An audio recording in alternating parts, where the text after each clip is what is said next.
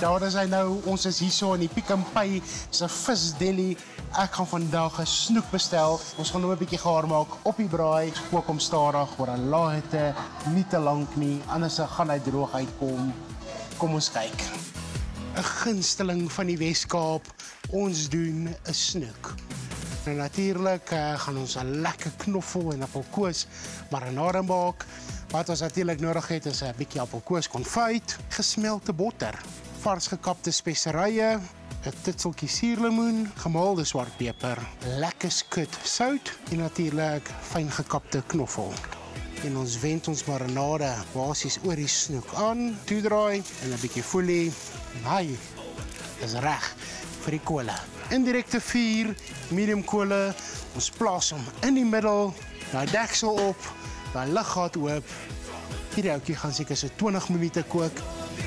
Ons gaan nou lekker eet.